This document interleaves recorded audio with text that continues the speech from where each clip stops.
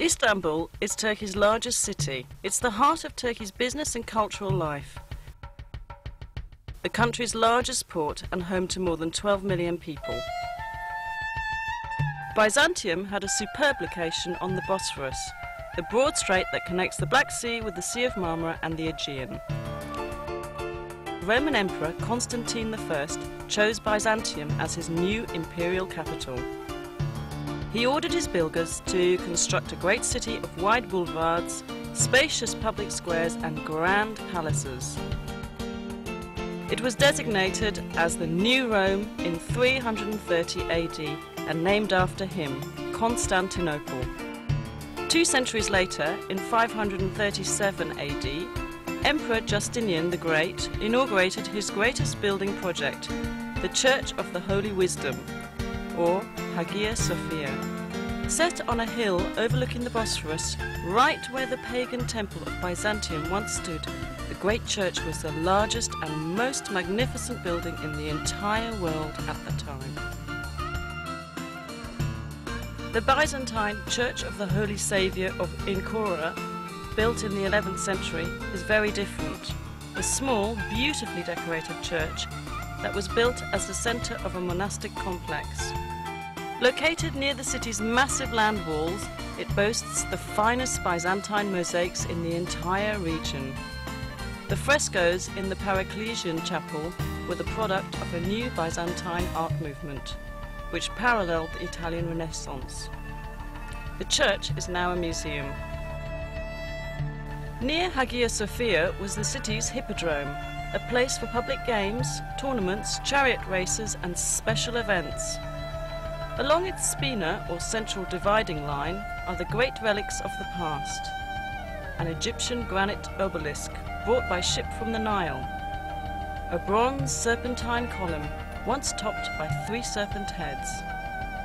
The column of Constantine, which in Byzantine times was covered in plates of gleaming bronze. The armies of Sultan Mehmet II conquered the imperial city in 1453, putting an end to the Byzantine Empire. The Ottoman sultans beautified their new capital, constructing great buildings that rivaled those of the Byzantines.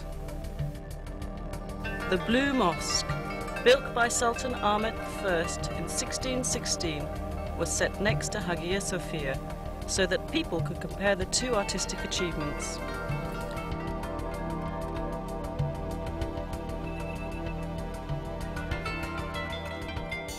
The Sultan endowed his great imperial mosque with many other buildings to serve the people. Fountains, a health clinic, a soup kitchen for the poor, a Turkish bath, a theological seminary, living quarters, shops and storehouses. Topkapi Palace, known as the Seraglio to Europeans, was the home of the imperial family and the centre of the empire's government. Constructed between 1465 and 1478, it was expanded and modified dozens of times over the next 4 centuries. It is a beautiful, livable place of gardens, pavilions and sumptuous royal chambers. Many of them are decorated with priceless Turkish tiles. The most popular section of Topkapi is the Imperial Harem, legendary for its luxury, romance and intrigue. Mozart wrote his famous opera, The Abduction from the Seraglio, about it, and many other artists have let their imaginations fly with visions of what went on there. Located on major trade routes, Istanbul has always been an important commercial city. The Grand Bazaar, with its 4,000 shops, is among the world's most fascinating markets. It's truly a small city in itself.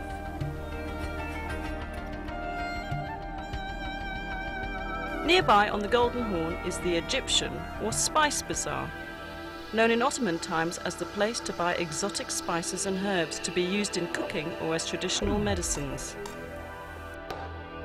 Crowning a hill overlooking the city is the Süleymaniye, or Mosque of Sultan Süleyman the Magnificent, the largest of Turkey's imperial mosques.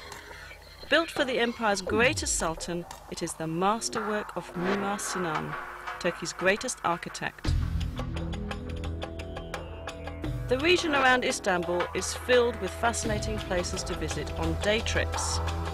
Take a fast ferry boat voyage south across the Sea of Marmara to visit Iznik, known in ancient times as Nicaea. Iznik is known today for its agriculture, but it has a deep romantic history.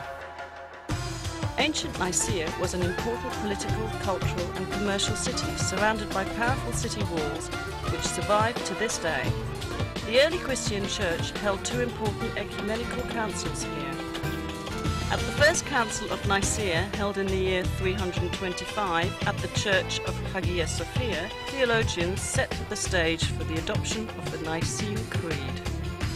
A short drive south of Iznik brings you to Bursa, a large and growing city clinging to the side of the Bithynian Mount Olympus.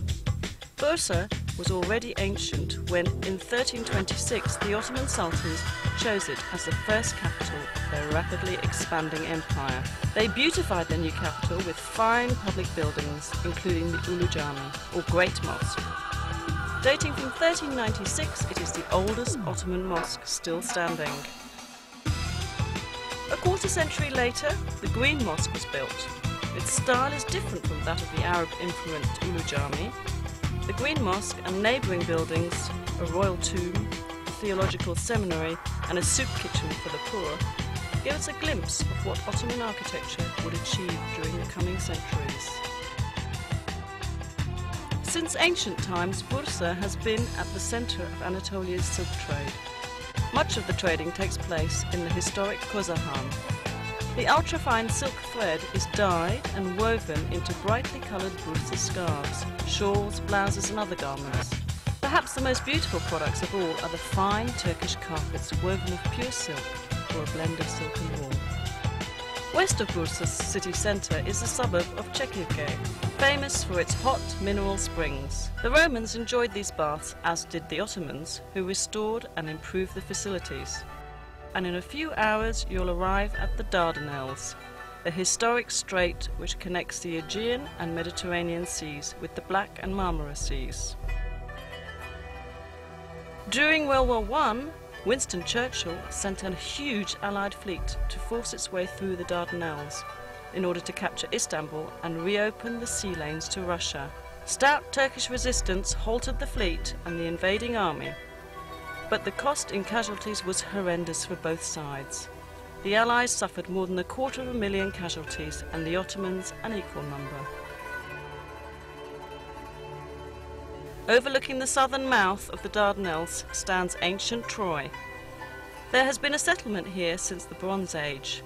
The poet Homer tells us the Achaean Greeks attacked the Trojans more than 3,000 years ago because beautiful Helen had been abducted by a Trojan prince. Modern historians believe the 10-year war was probably fought over control of the Dardanelles. Whatever the cause, the Trojans lost. They couldn't resist dragging the Achaeans, great wooden horse, into their city. At night, the Achaean soldiers hidden inside the horse crawled out and opened the city gates to the invaders. Troy was sacked and burned.